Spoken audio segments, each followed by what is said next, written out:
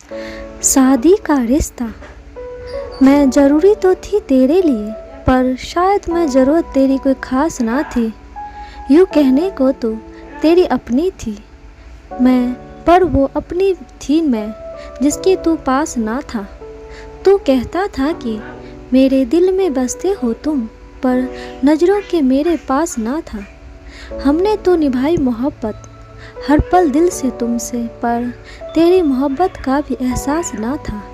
आखिर बना ही ली दूरियां तुमसे, हमने भी धीरे धीरे निभाते भी तो कैसे, जब आपको हम पर विश्वास ना था।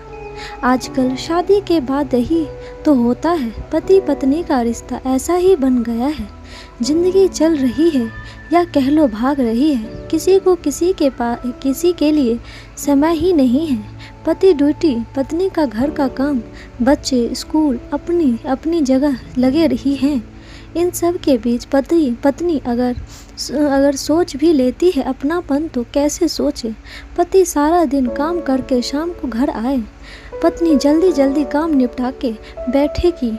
आज पति के साथ कुछ पल बैठूंगी, पर कहाँ समय को ये मंजूर। पति को ये कभी नहीं पता होता है कि पत्नी ठीक है या नहीं, लेकिन ये ज़रूर पता होता है कि घर में लड़ाई हुई है या नहीं, मेरे माँ बाप ठीक ठाक है या नहीं।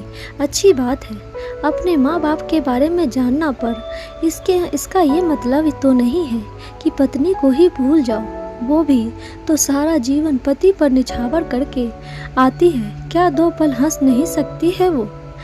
पर इसे किसके साथ अकेले हंसे तो पागल बनेगी, बच्चों के साथ हंसे तो सारा दिन हंसती रखा ये सुनेगी।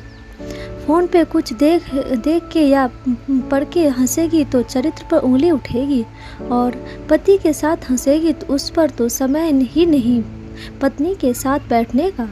अब इस हालात में एक औरत क्या करे? वो डिप्रेशन में ना जाए तो कहाँ जाए? अजीब दास्तां है औरत की भी। आज तक तो उसे कोई समझ ही नहीं पाया है। बस उसे गहने और कपड़े से सजा देते हैं, फिर कहते हैं क्या कमी है जो उसको जीने में दिक्कत है। इतनी अच्छी लाइफ है फिर भी ये रह नहीं सकती। अब इन पागलों को कौन समझाए कि औरत सिर्फ और सिर्फ प्यार अपनापन की भूखी होती है और उसे कुछ नहीं चाहिए। और यही बात गहनों और कपड़ों की, तो वो भी तुम्हारी इज्जत बनी रहे इसीलिए लेती है, वरना औरत का इसमें कोई मोह नहीं होता।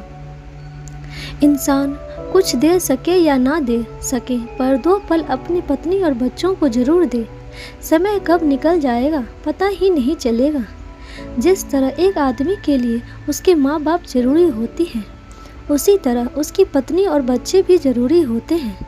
अगर मेरे इन लिखने से किसी को ठेस पहुँचे तो मुझे माफ़ कीजिएगा।